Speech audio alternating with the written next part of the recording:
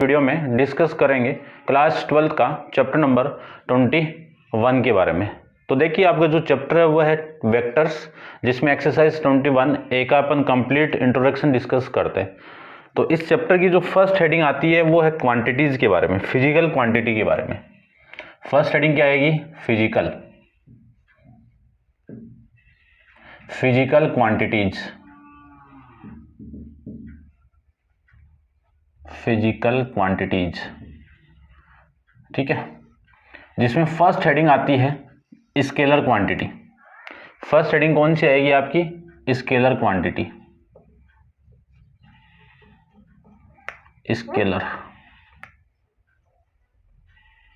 Scalar quantity.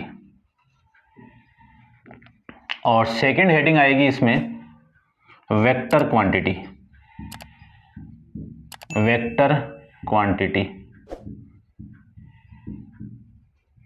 अब scalar quantity कौन सी होती है? जिसमें ओनली मैग्नीट्यूड हो और डायरेक्शन नहीं हो, यानी इसमें क्या लिखेंगे अपन? Only magnitude.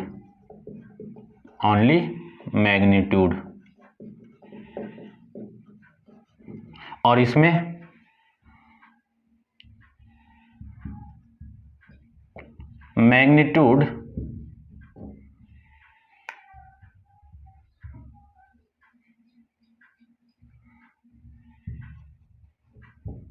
Magnitude as well as direction, ठीक है। यानी इसमें ओनली मैग्नीट्यूड और इसमें मैग्नीट्यूड प्लस में क्या होगी? डायरेक्शन होगी। अब इसमें एग्जाम्पल की बात करूं तो एग्जाम्पल में देखो, जिसमें ओनली मैग्नीट्यूड हो यानी जो स्केलर क्वांटिटी होती है उनके बारे में, यानी उनके जो एग्जाम्पल अपन लें तो सबसे पहले तो लेंथ। अब लेंथ में सारी आ जाएगी, हाइट आ गई, डेप्थ आ गई, ठीक है ना, चलो हाइट, लेंथ और ब्रीथ सारी आ गई इसके अंदर, ठीक है। उसके बाद में मास ले लो, उसके बाद में टेम्परेचर ले लीजिए,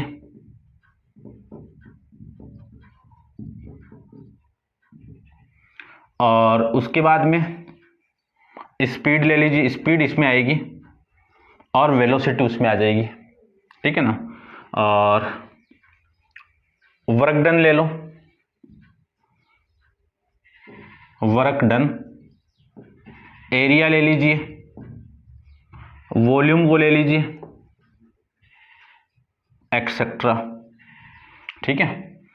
अब मैं इसकी बात करूं वेक्टर क्वांटिटी कौन सी होती है, तो वेक्टर क्वांटिटी की एग्जांपल सबसे पहला वेलोसिटी का आप एक बार डिफरेंशिएट कर दोगे तो एक्सेलरेशन,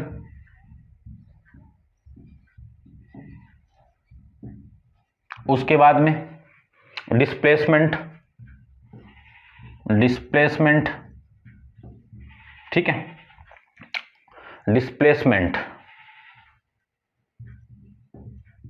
और उसके बाद में फोर्स ले लीजिए, ठीक है। बस एक्सेट्रा कर दो, काफी इतने। आपने वैसे फिजिक्स 11th के अंदर पढ़ के आते हो वेक्टर क्वांटिटी के बारे में, ठीक है ना। फिजिकल क्वांटिटी दो टाइप की होती है, स्केलर क्वांटिटी और वेक्टर क्वांटिटी। स्केलर क्वांटिटी जिसमें having only magnitude, vector quantity having magnitude as well direction, यानी मैग्नीट्यूड और डायरेक्शन दोनों हो उसको अपन वेक्टर क्वांटिटी कहेंगे। स्केलर क्वांटिटी को अपन जिसमें ओनली मैग्नीट्यूड हो उसको स्केलर क्वांटिटी कहेंगे। स्केलर क्वांटिटी के जो एग्जांपल्स है वो लेंथ हो गई, मास हो गया, टेम्परेचर हो गया, स्पीड हो गई, वर्क डन हो गया, एरिया, वॉल्यूम, एक्सेट्रा। फिर इसमें जो वेक्टर क्वांटिटी उसमें वेलोसिटी आ गई, एक्सेलरेशन आ गया, डिस्प्लेसमेंट हो गया और फोर्स हो गया, ठीक है ना। और भी ले सकते हो जैसे जिसकी डायरेक्शन होती है, ठीक है। तो ये आपके फिजिकल क्वांटिटी के अंदर आ जाएगा। नेक्स्ट हेडिंग अपन पढ़ते हैं representation of the vector quantity, कि वेक्टर क्वांटिटी का अपन रिप्रेजेंटेशन कैसे करेंगे। तो अपन इसको आप चलो मैं यहीं पर देख लूं, और representation of vector quantity,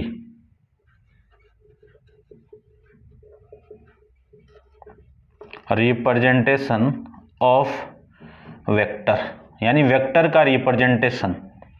vector का रिप्रेजेंट यानी वेक्टर होता क्या आपका, देखो सबसे पहले मैं बात करूं कि वेक्टर होता क्या। वेक्टर होती है एज एक डायरेक्टेड लाइन, ठीक है, एज एक डायरेक्टेड लाइन, डायरेक्टेड लाइन यानी एक ऐसी लाइन जिसकी डायरेक्शन हो, उसको अपन क्या कहेंगे, डायरेक्टेड लाइन। फॉर एग्जाम्पल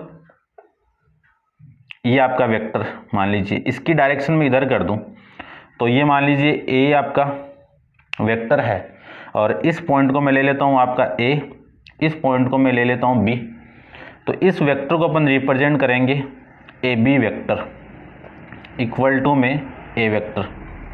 इसमें ये जो पॉइंट है, ये जो ए पॉइंट है, इसको अपन कहेंगे इनिशियल पॉइंट। क्या कहेंगे, इनिशियल पॉइंट। और इसको अपन कहेंगे फाइनल पॉइंट। क्या कहेंगे, फाइनल पॉइंट, या फिर इसी को आप कह सकते हो टर्मिनल पॉइंट भी। क्या कह सकते हैं, टर्मिनल पॉइंट भी कह सकते हो, टर्मिनल पॉइंट्स भी कह सकते हो। तो वेक्टर को रिप्रेजेंट करने के लिए अपन इनिशियल पॉइंट और फाइनल पॉइंट, इनिशियल और फाइनल का कॉम्बिनेशन आपका एक वेक्टर को रिप्रेजेंटेशन करेगा। तो इस पूरी लाइन का मैं वेक्टर रिप्रेजेंट करूं तो ए और बी और इसके ऊपर वेक्टर और इक्वल टू किसके, ए वेक्टर के। ये तो हो गया आपका इनिशियल यानी वेक्टर का रिप्रेजेंटेशन। उसके बाद में इसकी हेडिंग आती है नेक्स्ट, मैग्नीट्यूड। क्या आएगी, मैग्नीट्यूड कह सकते हो, या फिर इसी को आप मॉडुलस भी बोल सकते हो, एक ही बात है। मान लीजिए मैग्नीट्यूड क्या होती है कि इस वेक्टर की जो लेंथ होती है, जैसे मान लीजिए ये वेक्टर आपकी 5 सेंटीमीटर, यहां से यहां तक की लेंथ आपकी 5 सेंटीमीटर है, तो इस वेक्टर का जो मैग्नीट्यूड होगा वो कितना होगा, 5 वेक्टर। उसको अपन रिप्रेजेंट कैसे करेंगे, मान लीजिए ये एक वेक्टर है, पॉइंट ए और ये पॉइंट बी, और ये वेक्टर लीजिए, इसका रिप्रेजेंटेशन तो मैंने कर दिया ए बी वेक्टर से, और ये मान लीजिए 5 सेंटीमीटर है, तो इसका जो मॉडुलस होगा, मैग्नीट्यूड निकालेंगे तो क्या करेंगे, इस वेक्टर का मॉडुलस किसके इक्वल आ गया, 5 सेंटीमीटर। यानी किसी भी वेक्टर का जो मैग्नीट्यूड होगा वो एक एज एक स्केलर क्वांटिटी होगी, ठीक है। तो ये तो हो गया इसका मैग्नीट्यूड। उसके बाद में अपन नेक्स्ट हेडिंग करते हैं पोजीशन वेक्टर। क्या निकालेंगे, पोजीशन वेक्टर। देखो यहीं पे इसी में नेक्स्ट हेडिंग आपकी, इनको ना आप ऐसे नोट डाउन कर लेना। नेक्स्ट हेडिंग आती है पोजीशन वेक्टर,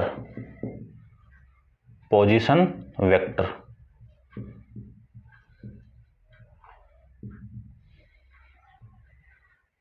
ठीक है, देखो छोटा सा मैं डायग्राम भी ले लेता हूं इसका।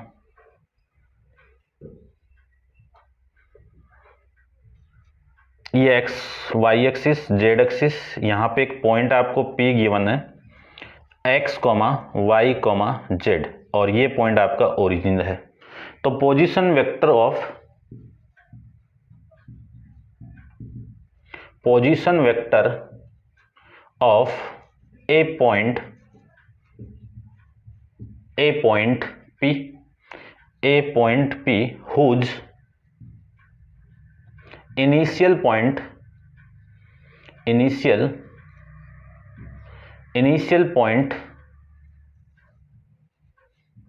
O 0,0,0 एंड टर्मिनल पॉइंट या फिर final point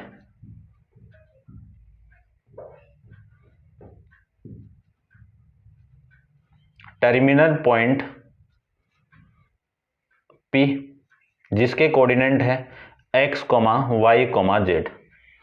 position vector of P, position vector of point P whose the initial point O and terminal point आपका P, उसका पोजीशन वेक्टर क्या होगा, उसको अपन रिप्रेजेंट करेंगे R इज OP वेक्टर कर दो, is OP vector, OP vector. यानी इस पॉइंट का जो पोजीशन वेक्टर होगा वो कौन सा होगा, OP वेक्टर होगा। अपन डायरेक्शन कोसाइन और डायरेक्शन रेशियोज पढ़ेंगे, तो इसमें R वेक्टर से अपन पढ़ेंगे उनके बारे में, तो आप ध्यान रखना। OP वेक्टर आपका इस पॉइंट P का पोजीशन वेक्टर हो गया, इसी को अपन रिप्रेजेंट करते हैं R वेक्टर से भी। समझ में आई बात। यानी कोई भी पॉइंट का मैं पोजीशन वेक्टर निकालूं तो उस पोजीशन पॉइंट का यानी उस पोजीशन वेक्टर का जो इनिशियल पॉइंट होगा वो हमेशा ओरिजिन पर ही एग्जिस्ट करेगा और फाइनल पॉइंट जिस पॉइंट का अपन निकालते हैं वो। अब यहाँ से अपन इस पॉइंट का पोजीशन वेक्टर निकालेंगे तो ये आगे पढ़ेंगे अपन, ठीक है ना, कंपोनेंट के अंदर। तो एक बार के लिए मैं रिप्रेजेंट कर देता हूँ। इस ओपी वेक्टर का पोजीशन वेक्टर क्या होगा, एक्स आई केफ, वाई जे केफ और जेड के केफ, ठीक है ना। अभी के लिए आपको इतना ही समझना, ये अपन बाद में डिस्कस करेंगे। इसी ओपी वेक्टर का मैं मैग्नीट्यूड फाइंड आउट करूं तो इसका मॉडुलस करना पड़ेगा। तो इसका मॉडुलस करेंगे तो आई केप के साथ जो स्केलर क्वांटिटी है उसका होल स्क्वायर, जेड के जे केप के साथ जो स्केलर क्वांटिटी है उसका होल स्क्वायर और के केप के साथ जो आपका स्केलर क्वांटिटी है जेड उसका होल स्क्वायर। ये आ जाएगा इस पोजीशन वेक्टर पॉइंट पी का पोजीशन वेक्टर, पॉइंट पी का पोजीशन वेक्टर और पॉइंट पी के पोजीशन वेक्टर का मैग्नीट्यूड आ जाएगा। समझ गए होंगे। नेक्स्ट इसमें अपन हेडिंग करते हैं, आप इसको नोट डाउन कर लो ऐसे। नेक्स्ट हेडिंग आती है, आपकी बुक के अकॉर्डिंग चलते हैं, टाइप्स ऑफ वेक्टर के बारे में।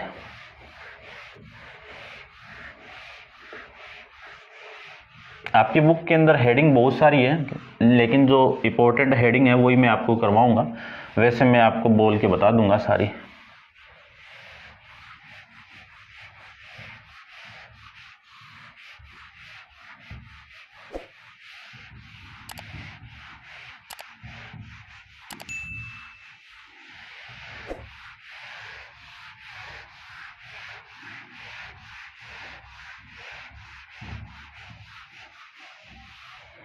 देखो नेक्स्ट हेडिंग आती है types of vector.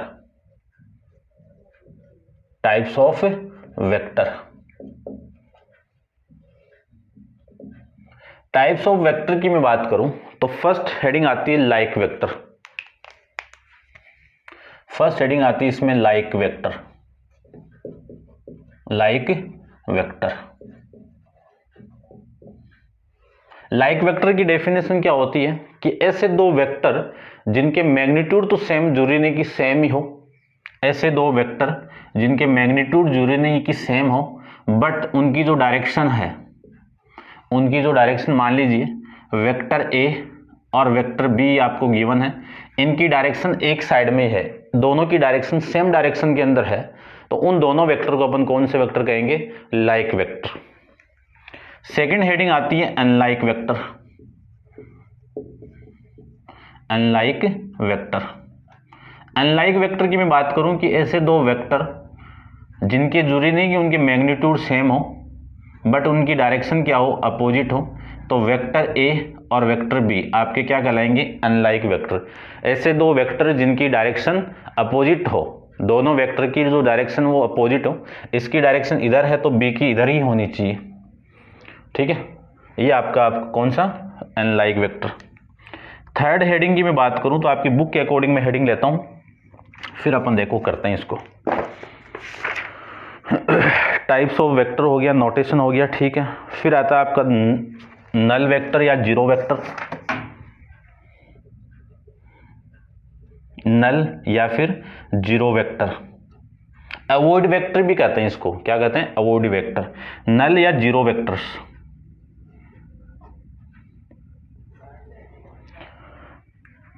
Zero vector को अपन क्या कहेंगे कि ऐसा एक वेक्टर जिसका इनिशियल पॉइंट और फाइनल पॉइंट एक ही जगह एग्जिस्ट करते हैं। जैसे सपोज मान लीजिए ये आपका एक पॉइंट है P, अब इस पॉइंट P का इनिशियल पॉइंट भी यही है और फाइनल पॉइंट भी यही है, तो मैं इस वेक्टर जीरो वेक्टर को अपन रिप्रेजेंट करेंगे PP वेक्टर से, क्या, PP वेक्टर से। और PP वेक्टर आपका क्या है, जीरो वेक्टर है, और जीरो वेक्टर की जो वैल्यू होगी ना वो क्या आएगा, जीरो आई केफ, जीरो जे केफ और जीरो के केफ। ये पढ़ेंगे अपन बाद में, लेकिन अभी के लिए आप जैसे मैं लिखवा रहा हूँ वैसे आप लिखते जाइए। और ये भी ध्यान रखना है कि कोई भी जीरो वेक्टर होगा, मान लीजिए ये P वेक्टर आपका जीरो वेक्टर है, इस PP वेक्टर का मैं मॉडुलस फाइंड आउट करूँ या फिर जीरो वेक्टर मैंने ऐसे रिप्रेजेंट किया है, इसका मॉडुलस फाइंड आउट करूँ, तो ध्यान रखना आपको कि कोई भी जीरो वेक्टर है उसका मॉडुलस हमेशा, उसका मैग्नीट्यूड हमेशा जीरो के इक्वल ही रहेगा। ठीक है। फिर नेक्स्ट हेडिंग की मैं बात करूं 4 नंबर की, तो फोर्थ हेडिंग देख लीजिए। फोर्थ हेडिंग के अंदर आता है आपका यूनिट वेक्टर। ये इंपॉर्टेंट है भाई, एग्जाम में क्वेश्चन आता है यहां से, यूनिट वेक्टर।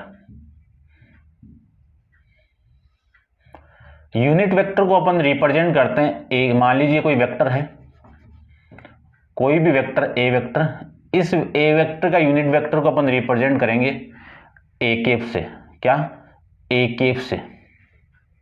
ठीक है। अब इस ए कैप का जो फॉर्मूला होगा वो क्या होगा? ए कैप अपॉन में A cap equal to A vector और उसी वेक्टर ए का मॉडुलस। ये फॉर्मूले बेस पे क्वेश्चन आता है, इस फॉर्मूले बेस पे, क्योंकि कोई भी वेक्टर आपको गिवन है, उस वेक्टर की जो डायरेक्शन कोसाइन है वो अपन कैसे फाइंड आउट करेंगे? उस वेक्टर के, कौन सा वेक्टर? ए वेक्टर का अपन यूनिट वेक्टर फाइंड आउट करेंगे और उस यूनिट वेक्टर के स्केलर क्वांटिटी है वो क्या कहलाएगी? आपके डायरेक्शन कोसाइन कहलाएंगे। नॉर्मल वेक्टर है ये, इस वेक्टर नॉर्मल के जो स्केलर क्वांटिटी है वो क्या कहलाएंगी? Direction ratios. और इस यूनिट वेक्टर के जो स्केलर क्वांटिटी वो क्या कहलाएंगे? आपके डायरेक्शन कोसाइन। ठीक है। और ये भी ध्यान रखना है कि कोई भी यूनिट वेक्टर है, उस यूनिट वेक्टर का मैग्नीट्यूड या मॉडुलस हमेशा यूनिटी ही होता है। नेक्स्ट हेडिंग आती है 5 नंबर पे, 5 नंबर हेडिंग है। ठीक है ना, मैं आपकी बुक के अकॉर्डिंग चल रहा हूं पूरा। Proper vector. कौन सा? Proper vector. प्रॉपर वेक्टर को आप ले सकते हो कि एक ऐसा वेक्टर जो वेक्टर जीरो वेक्टर के इक्वल नहीं है और इसका जो मैग्नीट्यूड भी होगा वो जीरो के इक्वल नहीं है, उस वेक्टर को अपन क्या कहेंगे? प्रॉपर वेक्टर कहेंगे। ऐसा एक वेक्टर जो जीरो वेक्टर नहीं है उसको अपन प्रॉपर वेक्टर कहेंगे। एक मिनट भाई। फिर नेक्स्ट हेडिंग आती है 6 नंबर। आपकी बुक में इक्वल वेक्टर दिया हुआ, मैं पहले इसको कोलिनियर से बताता हूं आपको। Collinear vector.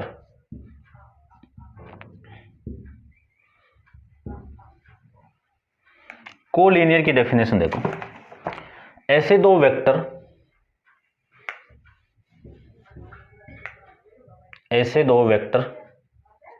जिनकी डायरेक्शन सेम हो, ऐसे दो वेक्टर, ये मान लीजिए ए वेक्टर है और ये वेक्टर आपका बी वेक्टर है, दोनों की डायरेक्शन सेम है, इसी तरह हो जाएंगे अनलाइक वेक्टर। दोनों की डायरेक्शन सेम है बट इन दोनों का मैग्नीट्यूड क्या है? अलग अलग है, और दोनों के दोनों क्या है? पैरेलल है। तो इन दोनों वेक्टर को अपन क्या कहेंगे? कोलिनियर वेक्टर कहेंगे।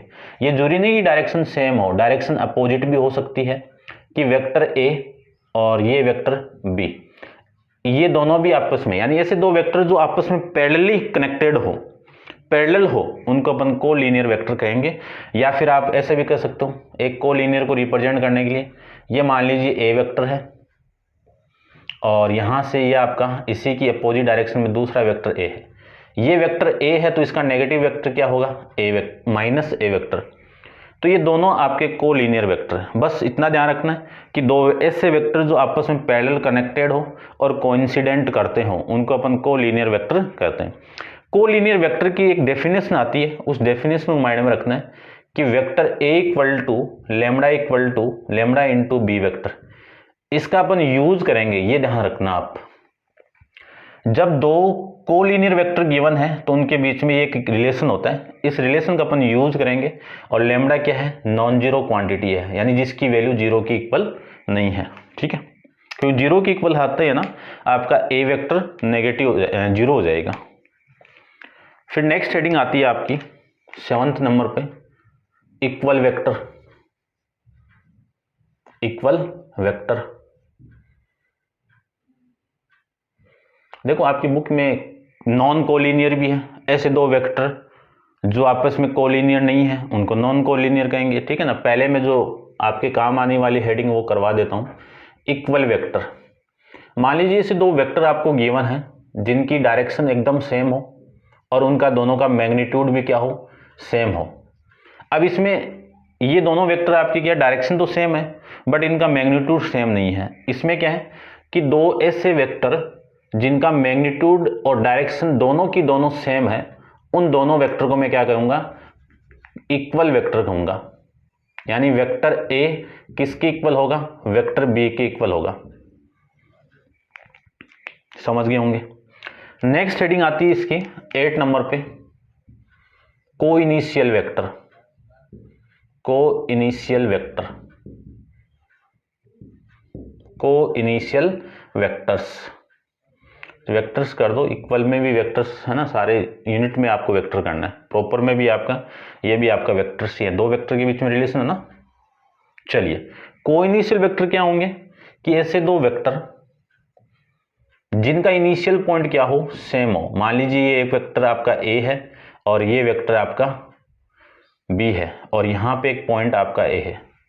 वेक्टर ए और वेक्टर बी का इनिशियल पॉइंट क्या है, यहाँ पे पॉइंट ए है। इस वजह से इन दोनों वेक्टर को अपन क्या कहेंगे, इनिशियल वेक्टर कहेंगे, सॉरी को इनिशियल वेक्टर कहेंगे। ऐसे दो वेक्टर जिनका इनिशियल पॉइंट क्या हो, सेम हो, उन दोनों वेक्टर को अपन क्या कहेंगे, को इनिशियल वेक्टर कहेंगे। अब चलते हैं आपकी बुक के अकॉर्डिंग। इक्वल वेक्टर हो गया, इक्वलिटी ऑफ टू वेक्टर। बात एक ही है कि जब दो इक्वल वेक्टर होंगे ना तो इनका मॉडुलस भी क्या होगा, इक्वल ही होगा। ये तो इसी के अंदर हो गया, कोई दिक्कत नहीं है। फिर आता है कोइनिशियल, इक्वल हो गया। फिर आता है रेसिप्रोकल, 9th नंबर पे आएगा रेसिप्रोकल। अब ये भी कुछ वो नहीं है ना, बट हेडिंग दी हुई है रेसिप्रोकल वेक्टर।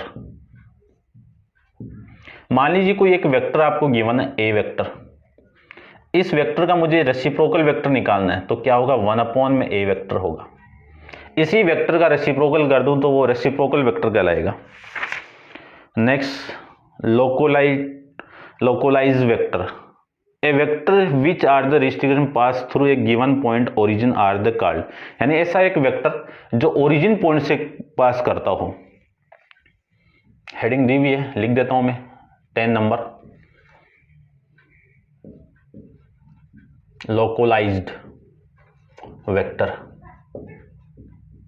ऐसा एक वेक्टर, ये मान लीजिए कोई वेक्टर है ए वेक्टर, और ये वेक्टर ओरिजिन पॉइंट से पास करता हो 0,0,0 से, उस वेक्टर को अपन लोकलाइज वेक्टर कहेंगे। फ्री वेक्टर को बाद में करते हैं, पहले 11 पे देखो। 11 पे कोलिनियर वाली हेडिंग हो गई अपनी। फिर आता नॉन कोलिनियर, बता दिया नॉन कोलिनियर वेक्टर कि ऐसे दो वेक्टर जिनकी डायरेक्शन क्या नहीं हो, सेम नहीं हो, उनका मैग्नीट्यूड अपोजिट, यानी मैग्नीट्यूड क्या नहीं हो, इक्वल नहीं हो। यहाँ पे आपको गिवन है कि whose the direction are neither parallel.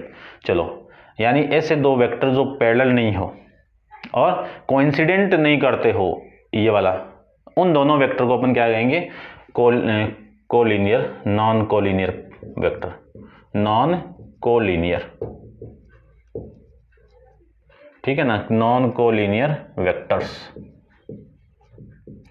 ऐसे कोई एग्जांपल लिख सकते हो आप, मान लीजिए ए वेक्टर है और ये वेक्टर आपका बी वेक्टर है, ये आपके नॉन कोलिनियर वेक्टर है, ठीक है।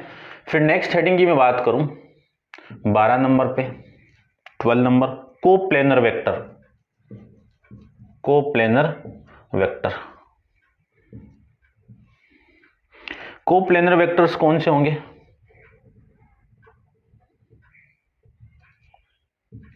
ऐसे वेक्टर्स जो एक ही प्लेन के अंदर एग्जिस्ट करते हैं, ऐसे वेक्टर जो एक ही प्लेन के अंदर एग्जिस्ट करते हैं उनको कोप्लेनर। और नॉन कोप्लेनर वेक्टर कौन से होते हैं, ऐसे दो वेक्टर जो एक ही प्लेन के अंदर एग्जिस्ट नहीं होते हैं, यानी एक ही प्लेन में नहीं है, उनको कोलिनियर, नॉन कोप्लेनर वेक्टर कहते हैं। 13 नंबर हेडिंग आपकी आती है फ्री वेक्टर। क्या आएगी, फ्री वेक्टर।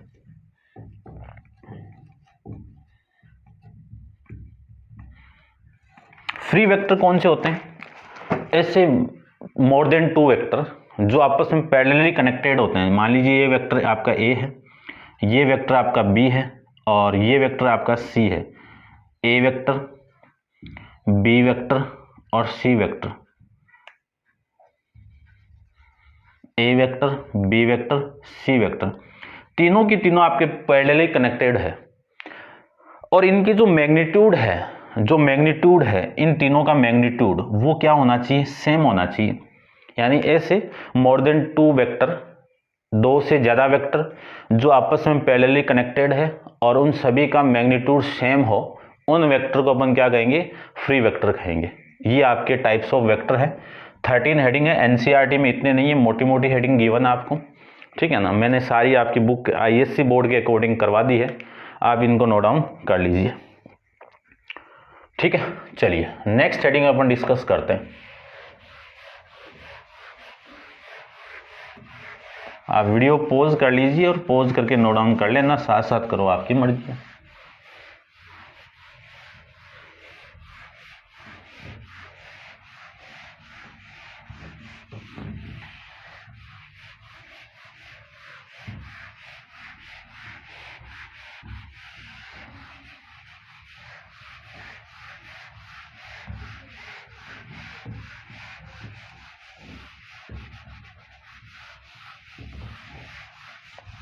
चलिए अब देखते हैं नेक्स्ट हेडिंग। नेक्स्ट हेडिंग आपकी बुक में क्या गिवन है आपको, मल्टीप्लिकेशन ऑफ, चलो आपकी बुक के अकॉर्डिंग करता हूं।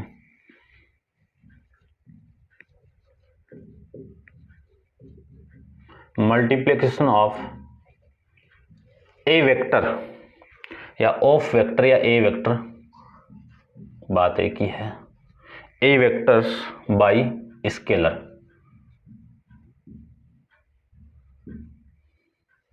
यानी एक वेक्टर का एक स्केलर वेक्टर से अपन को मल्टीप्लाई करना है।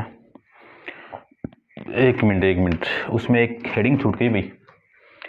यहां पे मैंने 13 हेडिंग डाली थी, अब आप हेडिंग डाल दीजिए 14 वेक्टर, नहीं सॉरी 14 नंबर की हेडिंग क्या आएगी, नेगेटिव वेक्टर।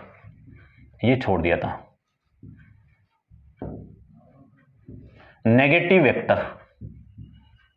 नेगेटिव वेक्टर कौन सा होगा, मान लीजिए एक वेक्टर आपका ये ए वेक्टर है आपका, और इसकी डायरेक्शन ऐसे ले लूं, ये ए बी, यानी ए बी वेक्टर क्या होगा, ए वेक्टर होगा। और यदि मुझे इसका नेगेटिव वेक्टर फाइंड आउट करना है तो बी ए वेक्टर की वैल्यू क्या आएगी, माइनस ए वेक्टर होगी। यानी इन दोनों के इनिशियल पॉइंट और फाइनल पॉइंट की जगह को चेंज कर दोगे आप, तो आपका वो वेक्टर कौन सा होगा, नेगेटिव वेक्टर होगा। जैसे ये आपका बी पॉइंट है, डायरेक्शन वही है, और ये आपका ए वेक्टर है, तो बी ए वेक्टर की वैल्यू क्या आएगी, बी ए वेक्टर की वैल्यू, ठीक है, आएगा ए, बट इसकी डायरेक्शन में क्या कर दूं, ये कर दूं यहां से ऐसे, ठीक है, या फिर ऐसे ही कर लो आप, छोड़ो, ये डायरेक्शन कर दूं, ठीक है। इसको आप ले लो, ये बी और ये ए, तो बी ए वेक्टर आपका नेगेटिव वेक्टर आ जाएगा, माइनस ऑफ ए वेक्टर आ जाएगा। ये नेगेटिव भी है आपकी, 14 नंबर पे हेडिंग डाल दीजिए आप इसको, ठीक है। स्केलर में क्या है कि मान लीजिए कोई वेक्टर आपको गिवन है, ए वेक्टर, ये वेक्टर ए, ठीक है, फिर ये भी आपका ए वेक्टर, फिर ये भी आपका ए वेक्टर। मुझे इनको एक स्केलर से मल्टीप्लाई करना है, मान लीजिए मैं इसको हाफ से मल्टीप्लाई कर दूं, हाफ से मल्टीप्लाई कर दूं, तो ये वेक्टर आ जाएगा 1/2 into half vector, 1/2 into A vector, यानी वेक्टर ए का ही हाफ वेक्टर है। यदि मैं इसको 1 से ही मल्टीप्लाई कर दूं तो सेम वेक्टर आ जाएगा 1 इंटू ए वेक्टर, और यदि मैं इसको डबल से मल्टीप्लाई कर दूं 2 इंटू ए वेक्टर, तो आप किसी भी वेक्टर को आप एक स्केलर क्वांटिटी से मल्टीप्लाई करोगे तो जितना आप मल्टीप्लाई कर रहे हो, 3 से मल्टीप्लाई करोगे तो ट्रिपल आ जाएगा, 3 टाइम्स हो जाएगा उसका, बस यही है और कुछ नहीं है।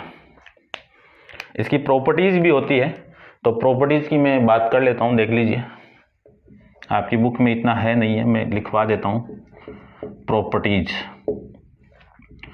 फर्स्ट प्रॉपर्टी क्या होती है, मान लीजिए आपको vector A plus vector be given है, और इस वेक्टर के साथ में कोई non zero scalar quantity multiply हो रही है, तो ये लेमडा पहले इसके साथ मल्टीप्लाई होगा, lambda into A vector plus lambda into B vector. Second property आती है कि वेक्टर ए का मल्टीप्लाई लेमडा प्लस म्यू के साथ में हो रहा है, तो lambda into A vector, lambda into A vector plus lambda in sorry mu है ना, म्यू इंटू ए वेक्टर। फिर अपन कह सकते हैं थर्ड वाली प्रॉपर्टी, मान लीजिए लेमडा और म्यू का मल्टीप्लाई ए वेक्टर के साथ में हो रहा है, या फिर लेमडा का मल्टीप्लाई ए वेक्टर के साथ में बाद में म्यू के साथ में हो रहा है, या फिर mu into A vector into में लेमडा, बात एक ही है। ये आपके multiplication of vector by a scalar, multiplication of A vector a vector by a scalar, ठीक है ना, बाई ए स्केलर, ठीक है। चलिए ये तो हो गई इसकी बात। नेक्स्ट की अपन बात करते हैं, तो आप वीडियो पॉज करके इतना एक बार नोट डाउन करो, मैं इसको रब कर देता हूं।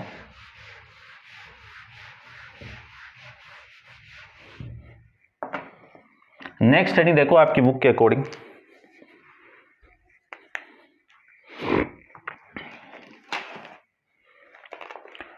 कॉम्बिनेशन ऑफ, एडिशन की बात चल रही है यहाँ पे, कॉम्बिनेशन ऑफ टू वेक्टर है ना, एडिशन ऑफ वेक्टर डाल देता हूं मैं, addition of two vector.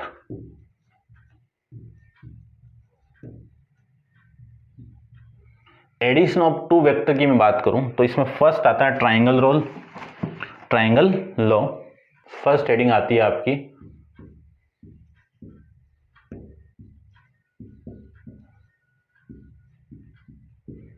Triangle law.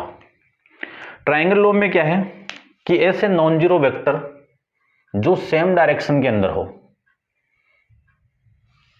ये मान लीजिए ये आपका ए है, ये बी है और ये सी है, नॉन जीरो वेक्टर होने चाहिए और उनकी डायरेक्शन क्या हो, सेम डायरेक्शन के अंदर हो।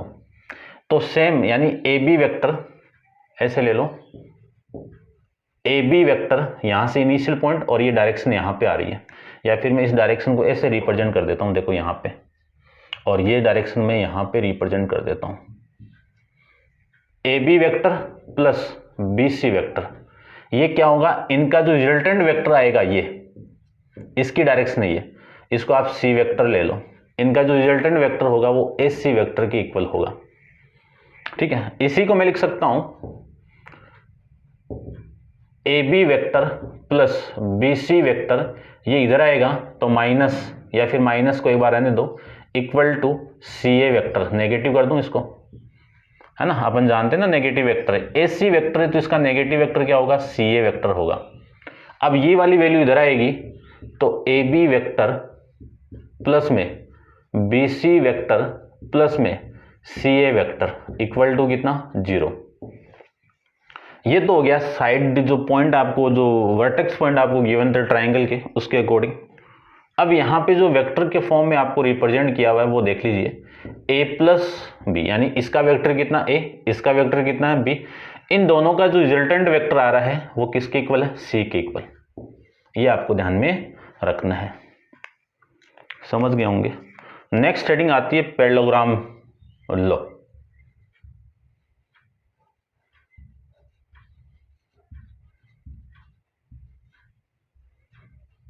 पैरेललोग्राम लॉ क्या कहता है कि ऐसे दो वेक्टर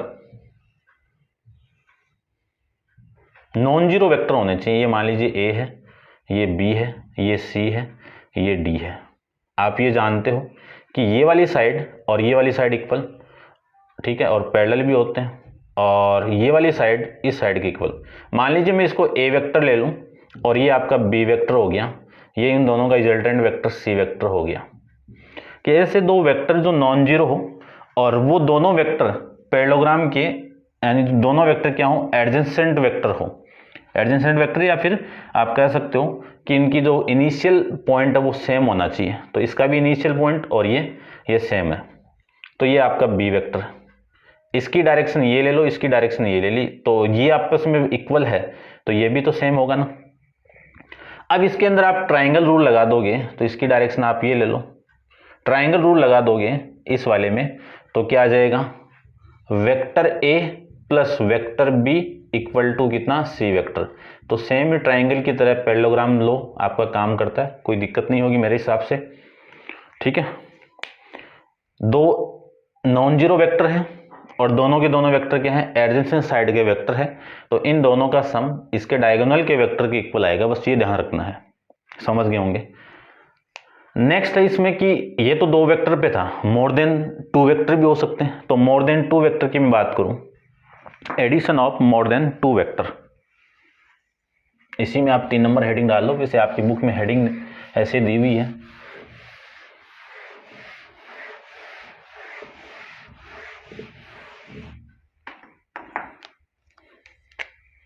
थर्ड नंबर हेडिंग आती है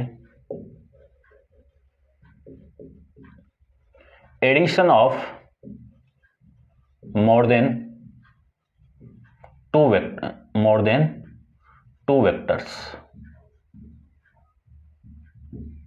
इस हेडिंग की मैं बात करूं तो देखो,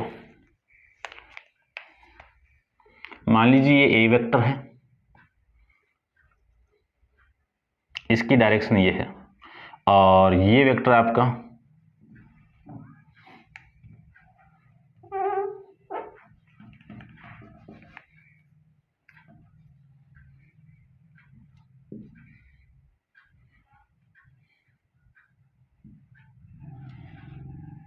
बी वेक्टर, इनका पोजीशन वेक्टर आपका ये हो गया,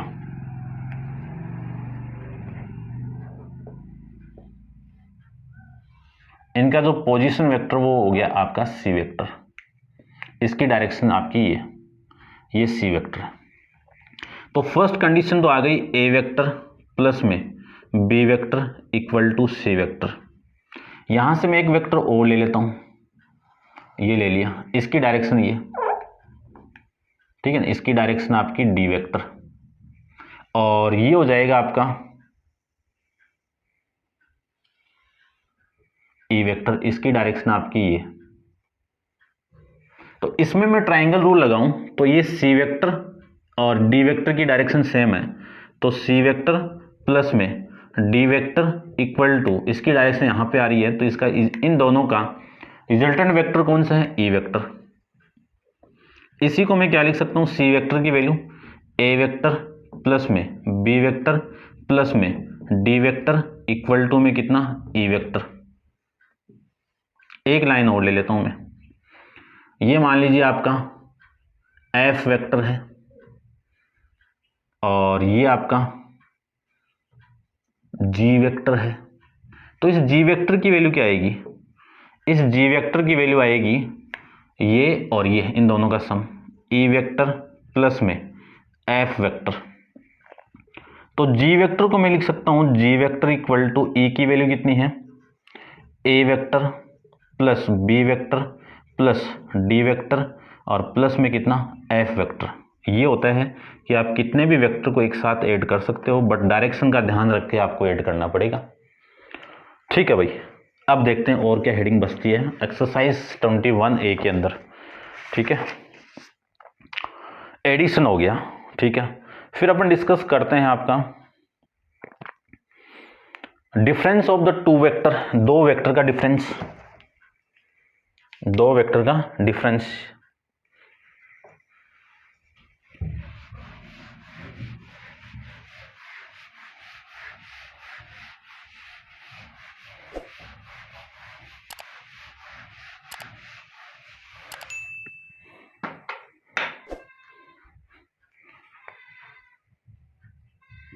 डिफरेंस ऑफ टू वेक्टर्स,